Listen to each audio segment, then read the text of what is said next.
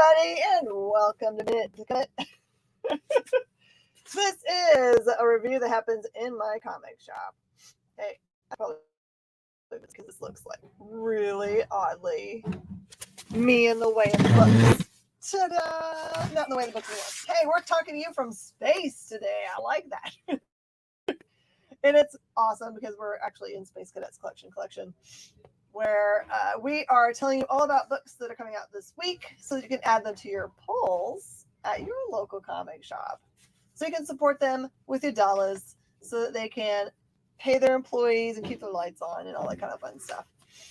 So I see there's been people that have stopped by already for our show, Prestination, so you can't stop and watch because you're going to a basketball game. Well, that's important. You got to be a good teammate. All right, let's get looking at the books for this week so that you can make some cool decisions about stuff. Let's talk about this book. This is a pretty dark ash can that just got to us from our friends at Source Point Press. The cool part about this book is that it's written by Garrett Gunn, who you know can write a book, and also has art in it by Ken Hazerer, which if you've been watching any of the shows from Dynamite on the network, the Remark books that you see a lot of, that's all Ken Hazerer's artwork. So if you like any of those remarks and you're thinking to yourself, man, does Ken Hazerer do anything other than remarks on front of comic books? It does! And you can see the work here. So Calamity is warning, alert, and maybe offensive to you. It is in these pages looking like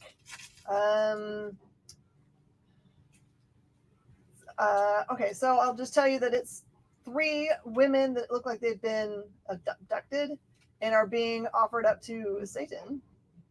But in those pages, it also appears that they are willingly doing so. So they're like converts says that they are followers of Christ and now they're converting over to following Satan. So if that offends you, or if that's not going to be like a button pusher for you, probably not for you. But if you like super creepy books that get you started trying to figure out what's going on, it does look like Satan is a main character in this book. So, and full of calamity. You're sensitive. Well, just know it's in there. But it's really awesome art. And it's got a lot of blood and gore and religious symbolism and all those kinds of things that good books have in them. All right. Woohoo! I'm excited about this one for y'all. Okay. Amazing Spider-Man has been a weekly book for a long time, and I don't know if that's going to change, honestly. I think that that's going to keep going until they're at least done with this Beyond storyline. When last we saw Ben Reilly last week, he had found out from Doc Ock that the Beyond Corporation had chosen him to be the new Spider-Man, because of his tractability, or they can manipulate him. That he's easily pushed in the way in which they want him to go. And he knows this now. So he has stolen away from the Beyond Corporation the proof of this, because Doc Ock gave it to him, and given it to his girlfriend.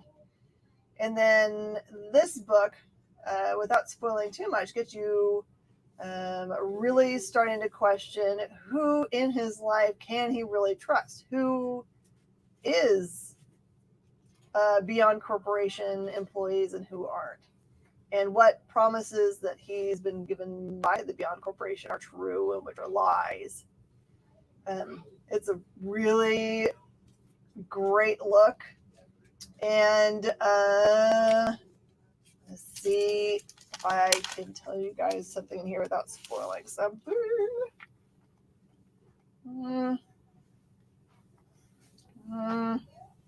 Okay, well, I'll tell you that he's going to start to question. So he finds out that he's been overwritten. So you've wondered why he doesn't remember his time as the Jackal and all those other kinds of things, and why he just basically is acting like, Ben 2.0, 1.0. It's because the Beyond Corporation mind wiped him when they got him. So that big story arc comes back into play as they find him to be too much trouble right now with what he knows. Oh my goodness. All right. This book you might not find at your LCS. It's not their fault. It's a very tiny release book called Crypturns. It has the backing of a whole bunch of big companies. Those are the people that are backing this book release. And I was contacted about carrying this book. It's only being released through, I think, 10 retailers.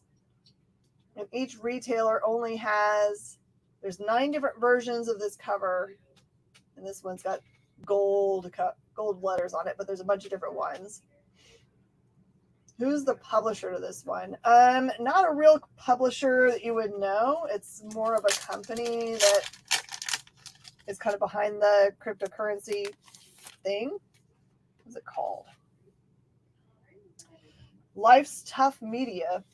So not a regular publisher. They're new to the scene. And so it's a tiny little release. And it's really well done. This is a high quality book with high quality paper. Now, no, it is not a comic meant to educate. I really thought that was going to be it too. I thought it was going to be a lamely written comic book. Sorry, the people that made this book. I thought it was going to be a lamely written comic book, touting the goodness of Dogecoin and other cryptocurrencies and how you want to use them and all that kind of stuff. I really thought that was going to be like a preach to the choir kind of book, but it's really not. It's actually a really fun book in which it focuses on 2 characters. One is this girl who has a dog, and she's into the cryptocurrency, and she's kind of ridiculous. She's a little bit of a scam artist in her, I think, where she goes around and she does say that she likes cryptocurrency and has a tattoo of it, but she also gets called out by the bartender that she might also be she almost might be pulling the wool over people's eyes.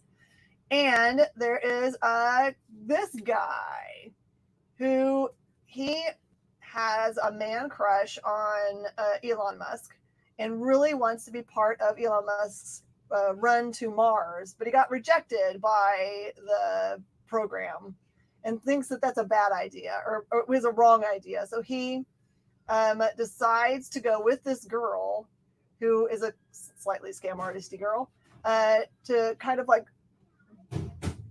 get their way into this high-end crypto billionaire like party to try to convince Elon, who they're not even sure is going to be there, that he should fly into space. So it's awesome. It really is a good book. I'm very, very proud of them that they were able to be like, we want to have something that has cryptocurrency in it, but isn't a cryptocurrency book, so that we can say we can write books and they're fun. So this is, if you can find one, they're not cheap books because, of course, they expect you to have a bunch of Dogecoin to pay for it. But it is actually a good book. That is the spoiler alert. It's a great book. Okay. And you might not see anything about it anywhere because I was told I wasn't allowed to even talk about it until tomorrow, and I got permission today. Can you only buy it with Doge? No, you can buy it with real money. I take money. Someone asked me once if I took cryptocurrency, and I was like, heck no, I'll trade you comic books or something for it.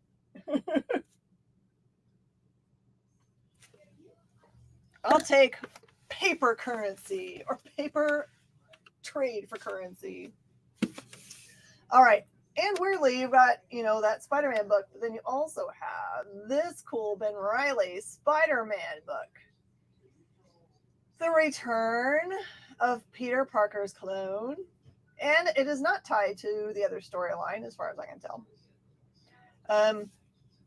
This is more about him having normal, everyday Ben Reilly activity, except for as you get toward the end of the book, he has interaction with who he thinks is a specific bad guy that's from his past, but it turns out to be somebody else. Didn't we all hate Ben Reilly with a passion 10 years ago? We might have.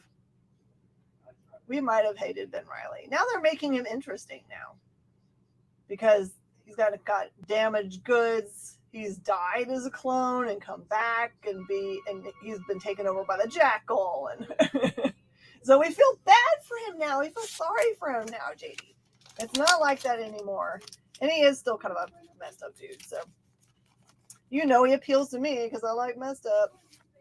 So he's a clone of a clone. There's a lot of long dialogue in this one of inside of his head talking about himself or thinking to himself. So it is also a great book to buy if you don't know anything about Ben Reilly and you wanted to know about Ben Reilly. And it also has a lot of interaction with, I was trying to look real fast to see what the name of this character is that he's had, Carrion. So he's had a lot of interaction with a bad guy named Carrion before, and this one has a lot of Ben.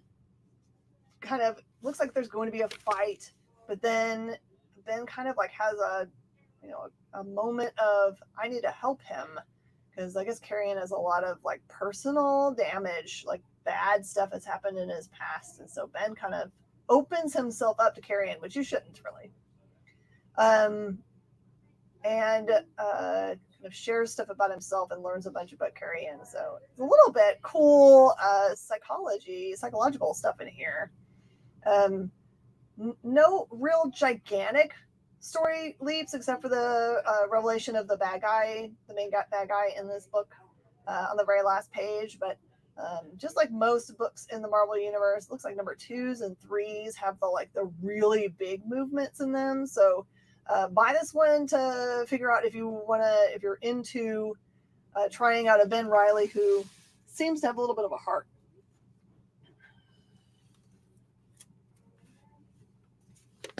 Okay. There are 2 books that are kind of tied this week to each other. Let's see.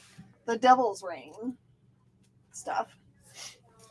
And I read Villains for Hire first. Sorry. Oh, good. You actually knew I was going to switch up on you. I love it. So this is Devil's Reign Villains for Hire, in which I'll say it's Kingpin focused. And you see him trying out a new team to further his desires as mayor and what he wants to go and do next. Because the name of the storyline is Fist's Fist. So I will just tell you it introduces the new Thunderbolts. And they're not good guys. But that's fine because the Thunderbolts have never been good guys. They've always been kind of a ragtag team that is for hire, which is why Villains for Hire here. The team members are really cool, and I think there's somebody, you can see them on this front cover if you really know your people. And this is kind of a spoilery cover because that main character right there is actually in the book. So let's see if you guys can figure out who they are here by looking at these images. Who are our new Thunderbolts? Well, there's Taskmaster, clearly. There's someone with horns back there, which you guys can probably figure out. There's someone with electric stuff coming out of them. There is a Captain America lookalike. And I don't know if you can tell who that is, but I will tell you they're Venomish. And then weirdly, I don't remember seeing that character in the book at all. That's funny. There you go. JD's got him. Taskmaster, Electo, not Venom. Nope. I like your guess. I'll let you enjoy the book. But yeah, if you wanna get into the new bad guy enforcers that Fisk is using to further his agenda as mayor, then this is the book. And I love the Devil's Reign books have been so good. I'm super happy with them. I don't know where I'm gonna put my books down here. Okay, and then I'll do the one that's related, which is funny. I don't know where I put it. Did I put it down next to me? Villains for Hire, Devil's Reign, X-Men. And there's Devil's Reign, X-Men. And this one is also related. Nope, not Venom. Good guess. It's one of the other symbiotes. So here's Fisk. He's kind of setting up some craziness here. It appears that he has had someone killed to frame somebody else in this issue. Very X-Men related because that's who he's got there doing his deeds. But this one was a lot of fun. And I love Fisk as a bad guy because, I don't know, he feels like he's got his stuff together, right? He seems like a great businessman if you're going to be a mafia dude. And how he's managed to get elected in a position and still be doing his job, I guess. Nuts. All right, and another one of these fun books that ties to the Hickman universe. You know, I like those. The X Lives of Wolverine. And what's so fun is if you look at this title, it's the X Lives of Wolverine. And if you turn it over, it says something else. Can you guys read it? Mm-hmm. Okay, so in this book, you learn that there's a very important character, Prop X, that Wolverine has been involved with throughout time more than you ever knew before. So in this book, you get a jump back in time and forward a little bit, just to regular Kenosha stuff. Yep. Oh, I don't see Hercules. Oh, that might be Hercules, the other person. Maybe is that what you're thinking, Judy? And you actually see Wolverine show up to the birth even of Xavier. So very important. This is like a 5-issue miniseries. That this is not the first jump back that I think that they're going to make to say how intertwined the two lives of Wolverine and Professor X have been. It's kind of crazy if you look at this cover. There's a bunch of X's that are being made, like they're making Xavier's as a hint. So smart, right? You have to solve for X. Solve for X. Love it. Math joke. All right, this is Silver Surfer Rebirth. First issue in a new cosmic saga. Okay, Silver Surfer does figure in prominently into this book, but it also has Marvel, who you can kind of see Marvel there, and then his son. I'm not going to be able to come up with his son's name because it's another weird name. Oh, is that Ron Lim art or Liefeld? This is Ron Lim. Good eye. Ron Lim. You know your stuff, JD. So in this one, the Silver Surfer has to come to rescue. There's a ship full of Kree who have been caught in the event horizon of a black hole, and Marvel's son, sorry, I can't remember his name, it's so bad that I can't remember it, has just shown up and grabbed the ship and was trying to pull it away from the event horizon, but doesn't have quite enough in his tank to be able to do it. So the Silver Surfer shows up, and then there's more interaction, also including Captain Marvel, which doesn't make any sense because Marvel is dead. So that's part of the the mystery that's being unraveled here. And then I will tell you is a very cool reveal at the end who the big bad is. So if you can avoid that on the internet, do, because it's a true treat. Interested to see how these two characters interact with each other.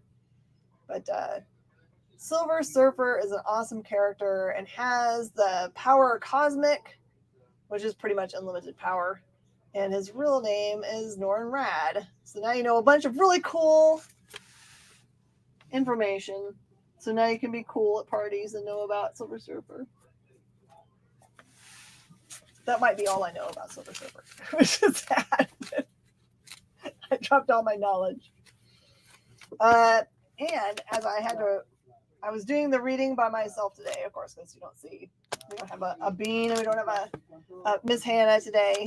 Everyone was busy doing their jobs to try to get all the books finished. So we didn't get it all done, but I did my very best to read all the books. So I had to do a true minute to skim it here for the new Aerosmith book, Behind Enemy Lines. Now, from what I know of the other Aerosmith books, it does follow right in the same vein. All you really need to know is that these guys are kind of military guys. They talk a lot about the Prussians, so I don't know if that gives you an idea of when they're trying to set this tale. But they have these dragonettes that they have on their arms, and they kind of borrow their power of flight. They have a way to kind of store it up in their bodies and then fly. So imagine a wartime book in which they're actual warriors, more military looking than bows and arrows or stuff, and that they have dragons that help them to fly. So it's a kind of a cool idea. If you like retro kind of things, feels very awesome and retro. But it's been a while since Aerosmith's been out.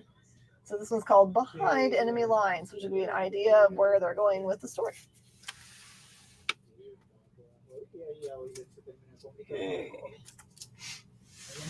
Okay, this was an interesting book.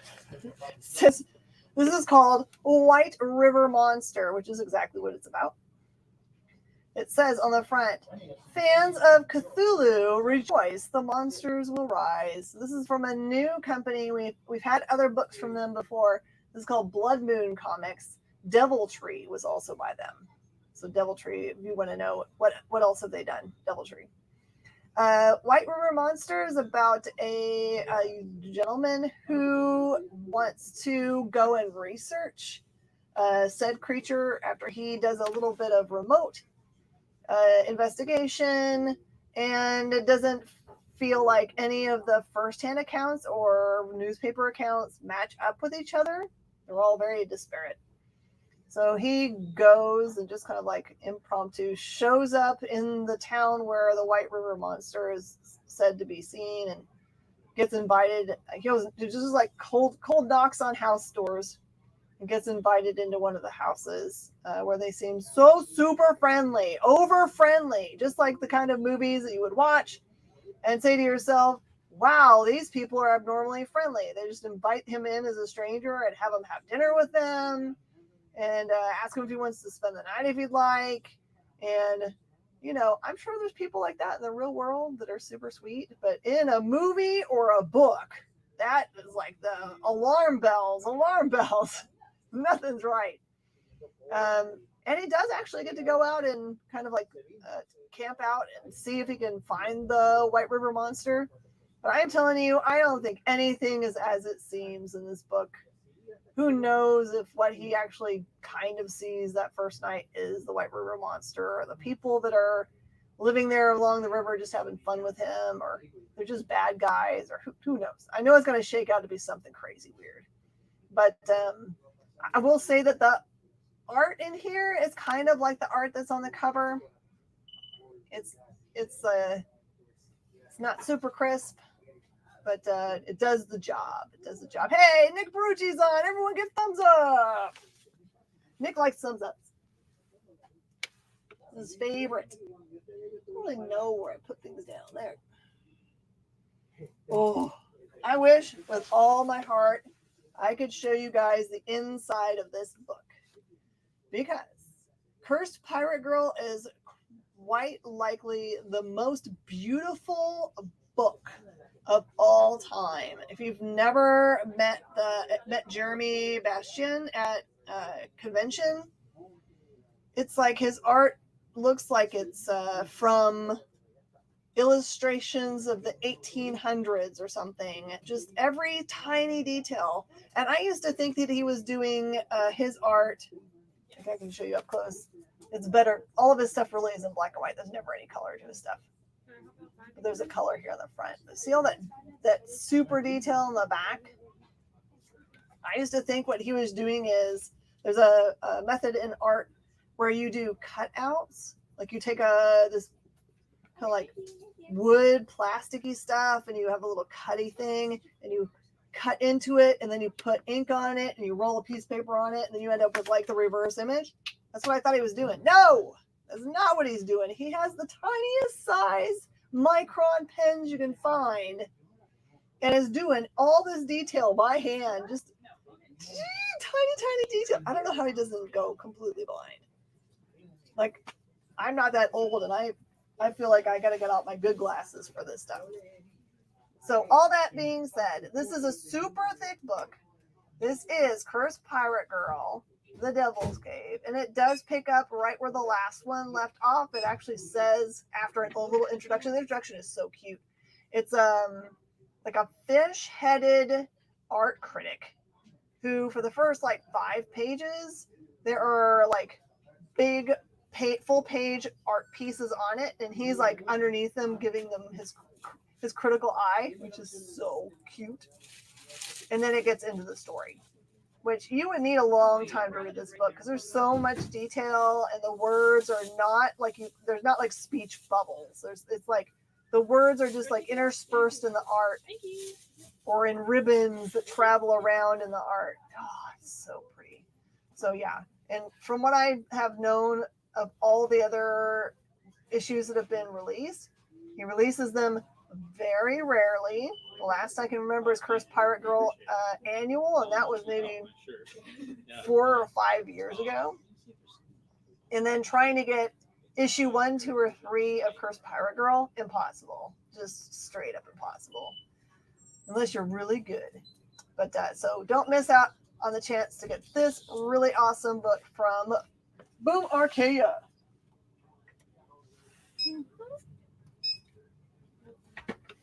And some more. There were a bunch of #1 Marvel books this week, but I didn't realize there was going to be so many of them. And this is the one that most people are really excited about. This is She-Hulk #1. This is the crazy Artgerm cover. It's my favorite one, so that's the one I'm showing you guys. So, what you need to know about Jennifer Walters, who is the She-Hulk. She is a former, very wonderful lawyer who you never want to go up against in court because she's amazing at what she does. And of course, she hulks out, but she does not hulk out and become a dummy. She hulks out and still is as smart as she is when she's not hulked out. So that's awesome.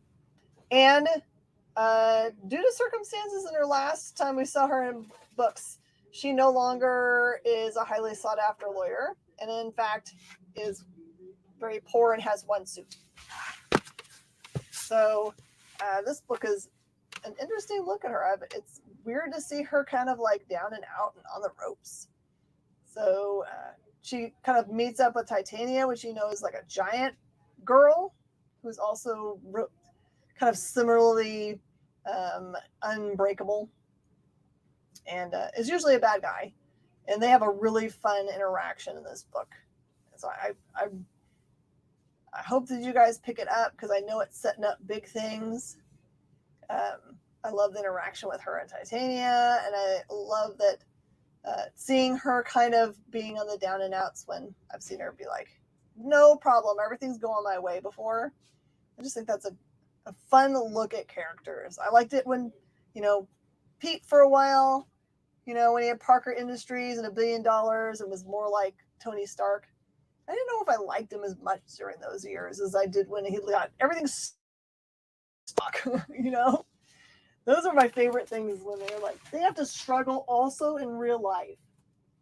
I don't feel bad for Tony Stark ever because he could just buy something and make him feel better. Okay.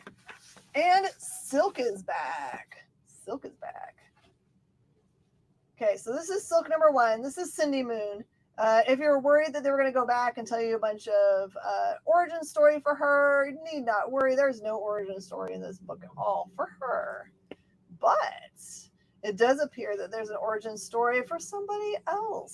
Somebody, I think, that's new and very bad and ancient. So there's a little Cindy in here. You get to see her a little bit, but the setup is the cool part, where you actually get to see the book starts with something ancient and then ends with something ancient. It has some silk sandwiched in between. So don't miss out, because I'm pretty sure that Silk is going to be in the next movie, right? Oh, I do need to show that too. Ooh. Did I do that one? I did that one. Let's do this. Okay. My pick of the books this week is Bolero. Bolero is amazing. I'm pretty sure I had an interview with the writer Wyatt, because everything about the book, once I read it, I was like, oh, that sounds familiar. I must have talked to someone about it.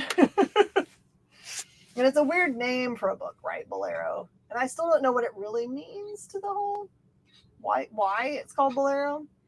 But okay, here's the deal.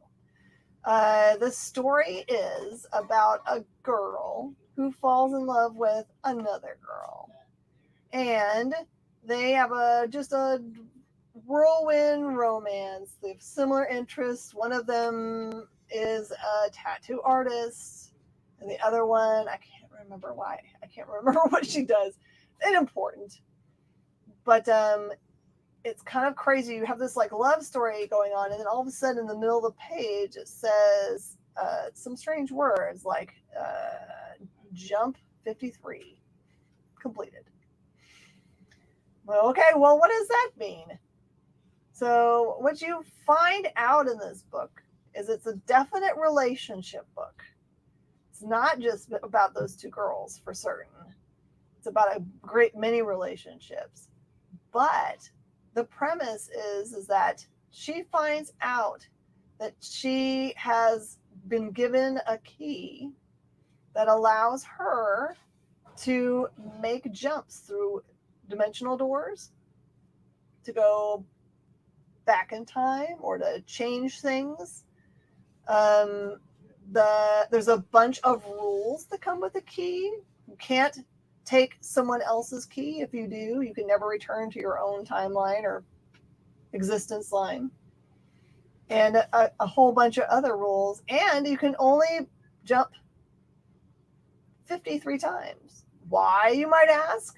Because if you go longer, you basically disintegrate and you are no longer a thing. You go crazy, and that's the end of your existence. So what 53 is just a lot of them. What could you need more for? Of course, they're setting it up to there's bound to be a need for a 54th. It's a really beautiful, heartbreaking tale for fans of which one am I thinking of? Is it Loveless? Which is the one where she's making deals with the devil, hangs out with Lucifer. She's an art person made by Boom. Faithless? Faithless. That's it. For fans of Faithless. There's no devil in this one. But I highly recommend Bolero. Do not miss the Bolero. She's the good. And I think I got all of the rest. Yes, I did. Okay. And I got to read this bad boy. Now, I think it actually officially released last week or so. We didn't get them, so now I want to make sure you guys know about Mega. This is from our friends at Bread 5, their Stonebot imprint. This is epically cool. You go to the LCS on Thursday. Perfect. You go on Thursday. That's a risk. That's risky. So risky. Oh, yeah. Okay, so this focuses in on a little girl. And she has a family history of these kind of cool artifacts that her grandfather, who's I guess no longer with them, has in his like study, and he appears to her in, I'm guessing, a dream, and tells her that there's something in his study that he's left for her. And the thing in this is very, very important. Very important. But also, Earth has been a prison of some specific creatures, 2 different kinds as far as I can tell. Maybe there's more. But here is the one that erupts, is released by, I'm guessing, a bad guy. Look how cool they are. And toward the end of the book, you get to find out about another one. So if you like mega creatures, big kaiju fighting, probably you'll love this one. It is an oversized book. They actually toyed around with making it an even larger format, which this is a comic book size.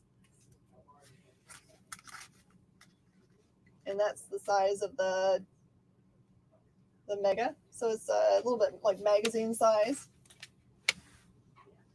But the paper is so glossy and so beautiful.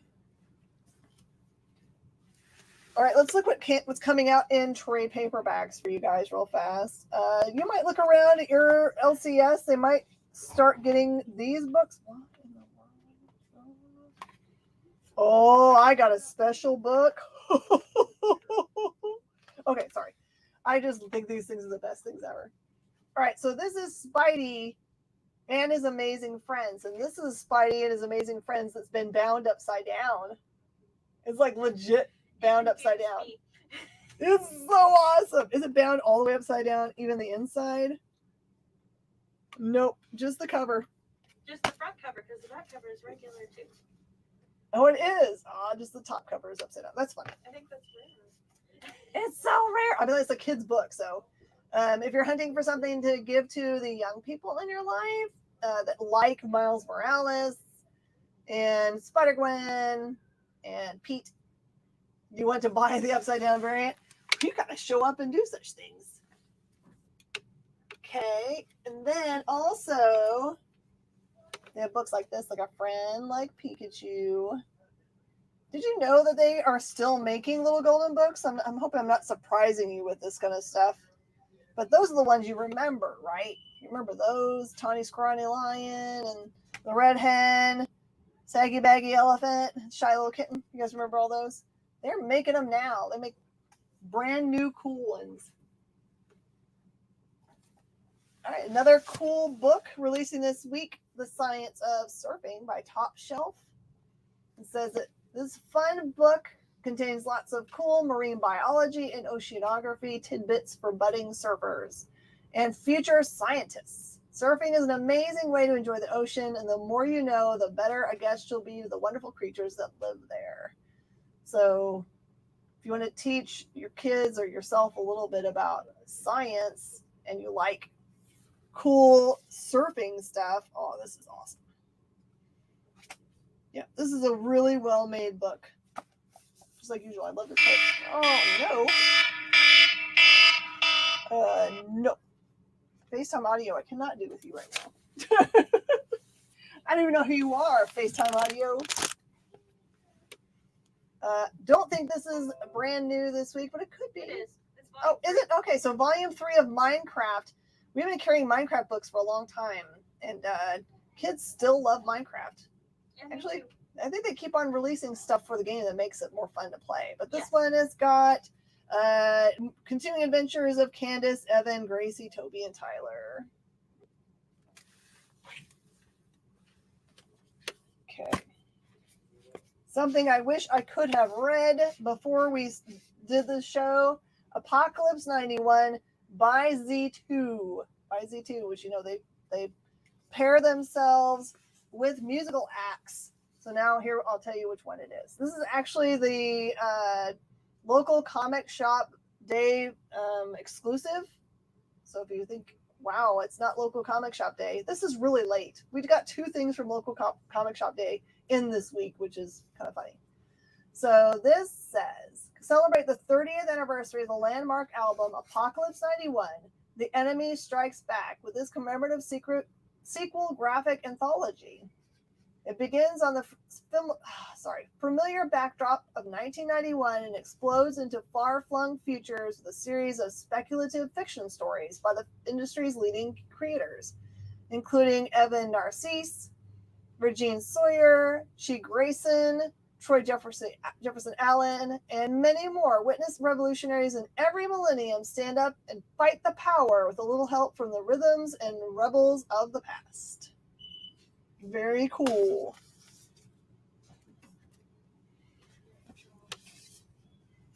And for you guys that are manga readers, The Way of the House Husband, which has been awesome, Volume 7 is out this week.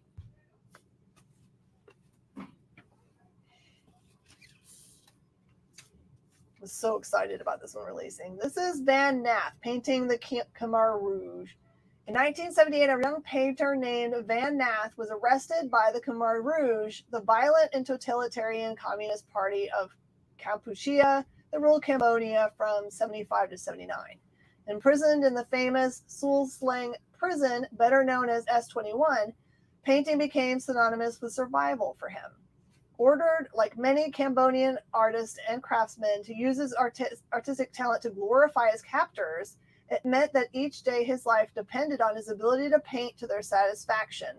Upon his release, he continued painting, this time to remember and pay tribute to the victims of Pol Pot's regime.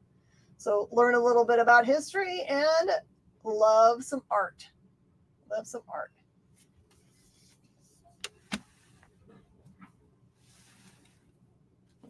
Random comic book jackpot, but sounds like fun. Just be responsible.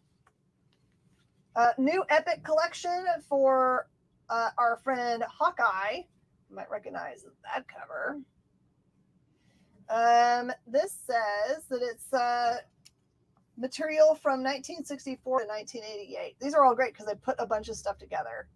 This is from Hawkeye 1 through 4, Avengers 16, 63 through 65, 189 and 223, Marvel Team Up 22, 92 and 95, Captain America 317, plus Tales of Suspense 57, 60, 64, Marvel Tales 100, Marvel Fanfare 3 and 39, and Marvel Super Action #1.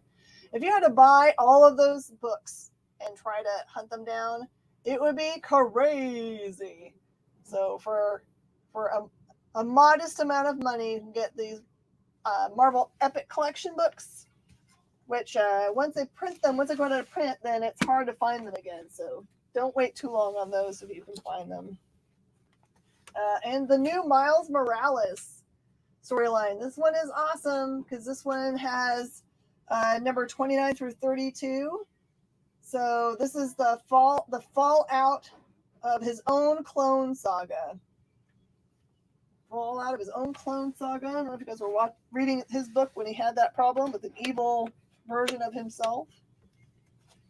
Also from DC Comics, it's time to grab up your Crime Syndicate trade paperback. So if you don't know what Crime Syndicate is, let me read this. Well, this one says, all new origin story of the baddest team of supervillains in the multiverse. First invading Staros, threaten Earth, and expose the existence of meta-humans hiding among us, causing Ultraman, Superwoman, Owlman, Emerald Knight, Atomica, and Johnny Quick to begrudgingly unite against a common foe. But once they become public figures, how long will it take for Alexander Luthor and his Legion of Justice to turn them into public enemies? That's what Crime Syndicate is about. And this is a new hardcover Batman Long Halloween sequel, Dark Victory. Really, really nice quality books. I don't think I can fit those on there. Then some other cool anime you can look at, or sorry, manga you can look at a local comic shop. Succubus and Hitman. The NPCs in this Village Sim game must be real, number 2. We have number 1 of this book? Yeah. I remember reading that one. Reincarnated as a sword. Another wish. No McBean today. McBean's at home. And that's it. That's all our crazy books and reviews for today. A reminder, please use comicbookshoplocator.com to be able to find a comic shop near you, or go to your LCS. I mean, you can go to Vegas and throw money at the Vegas guys, or you can support a local business. not that your casino isn't a local business. She needs to be at the shop. Is that the rule ship? She can't leave here? Oh man, her life's small. I do want to thank all you guys for coming and for interacting with the show. Oh, your feed is better. Oh, I like to hear that. I'm hoping we kind of like try to make sure we have the best speed. I pay the most I could possibly pay for speed on my Wi-Fi for you guys, which could be a lot. All right, everybody. I'll see you guys next time, hopefully with Bean here to do reviews also, because I know you guys love Bean reviews. I will see you guys next time. Bye-bye.